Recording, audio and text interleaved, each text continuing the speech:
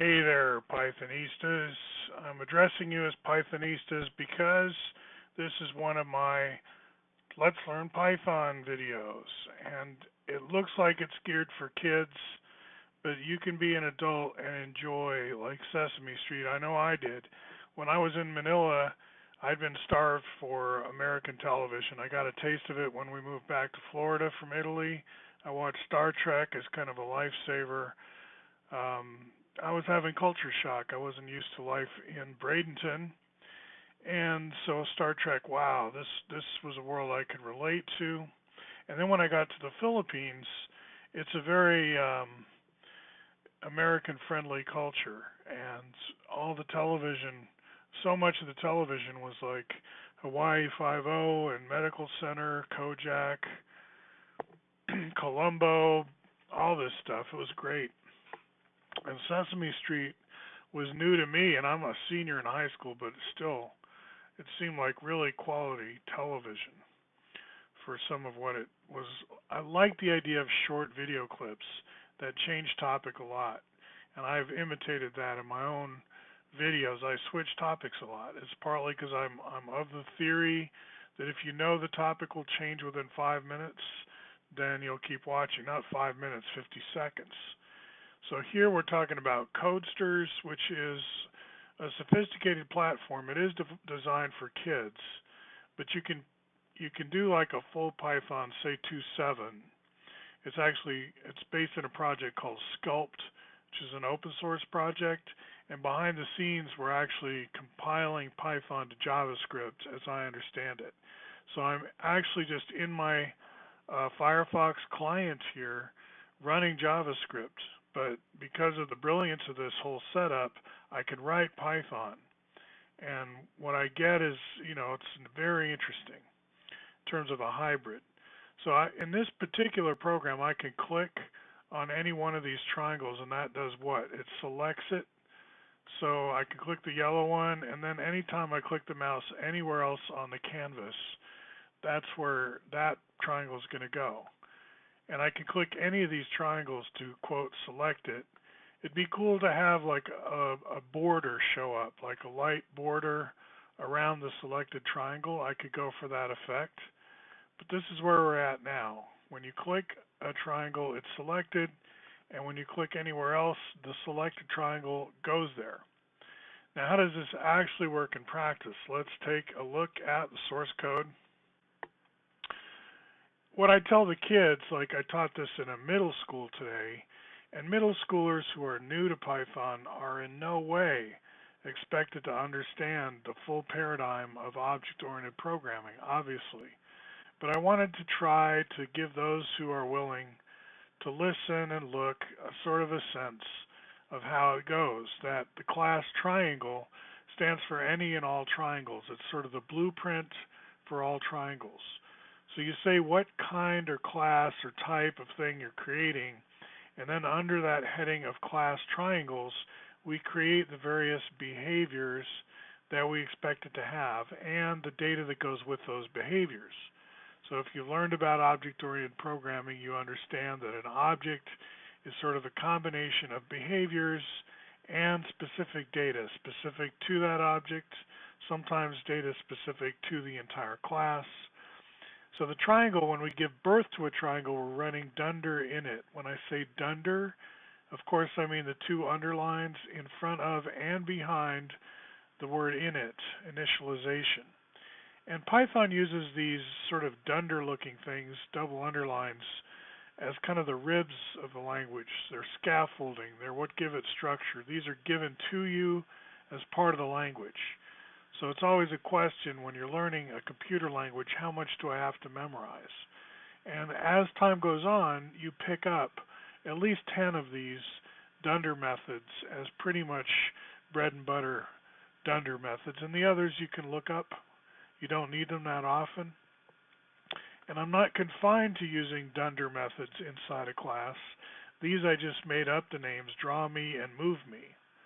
So the basic strategy here is the event listener is going to motivate the move it method. When I click on the stage And even when I click on the sprite, I'm actually still clicking on the stage. So the stage hears this mouse click whether or not I'm on a sprite or not. However, if I'm on a sprite, when I hit the click button, inside of the draw me method, so for every sprite I initialize it, every triangle I should say, for every triangle I initialize it with its color and position in the birth method. And then I append that particular sprite self to a list of sprites. All the sprites are kept as a global list, and that's it on birth. Assign my position, add me to a list, self-selected as false, but don't create me on the screen, don't draw me.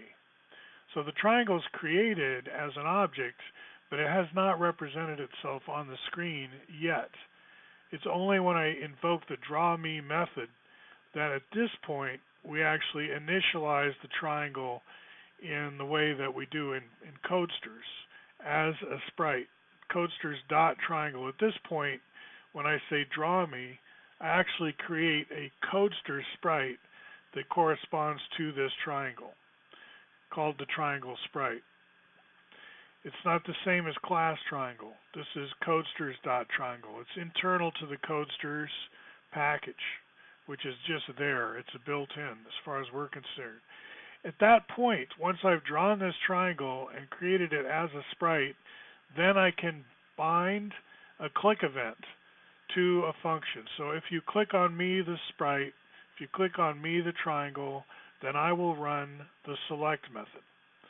So why I say all this is the click is overdetermined, you could say. When I click somewhere, the stage is going to fire move it, and at the same time, if I'm on a click, it's going to also run select. Now select has a specific job, and it's going to run first, it turns out, which is useful. Select has a specific job of going through all the sprites on the list, because I keep a list of all my sprites, and sets them all to false in terms of being selected.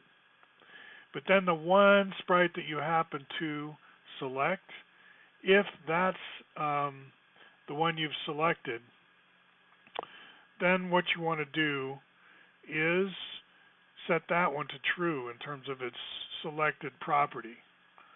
So I'm actually checking to see as I go through the sprites if they have the same memory place, if they have the same identity in memory, and if so, then I've picked the sprite that I need to call selected, and all the others are by this time false. And I also have some printing going on. I think I'll delete that for now. I don't need any more printing. So let's save that change, forget printing. So how does this work in the end of the day? I create, as an example, four different triangles in different positions on the screen. I can do this right away as soon as I've defined the triangle class. I'm free to create a bunch of triangles, and I go through that. I just create them at random, sort of. I mean, I define very deliberately where to place them and what color to make them. Now, the last thing to describe is, of course, the move it method. So when I click on a triangle, that selects it, and it may move it a little because I've clicked on the triangle, but maybe not in the exact dead center. So it's going to move the triangle slightly to the XY position where I clicked.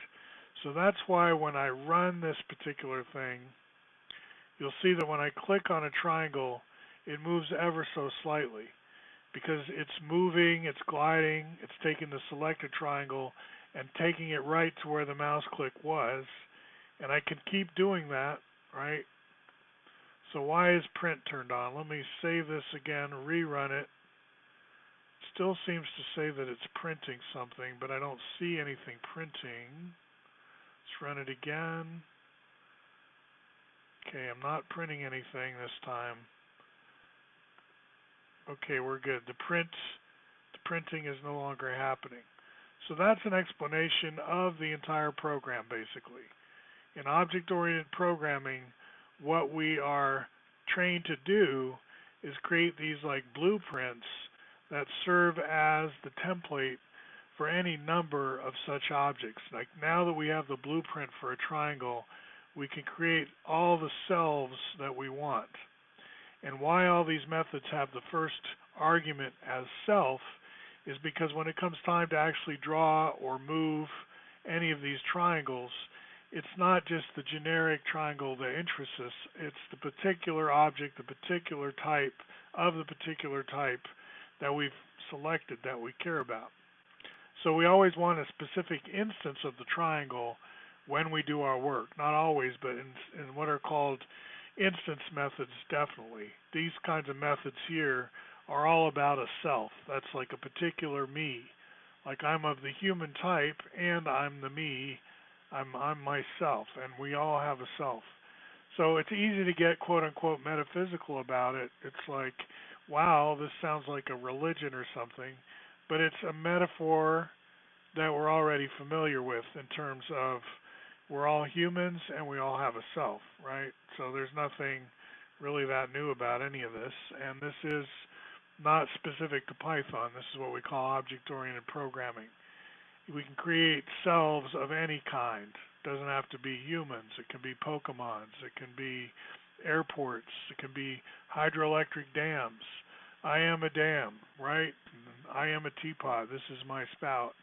So you can internalize and think of yourself as different things, right? And that's being very imaginative. So the idea that software engineering is about being unimaginative is about far end of the spectrum wrong as you can be. It's really about being very right brain creative and empathizing with all the things that are out there. I am a car, I am whatever. So there are certain stresses and strains on me no matter who I am. So an engineer to write software needs to empathize with all the selves, and that's you might as well become a Buddhist or something. Anyway, enjoy learning Codesters. I highly recommend it. It's a good little platform before you move on to like adult level Python, we could call it. This is Sesame Street Python and well worth a visit. All right, talk to you soon.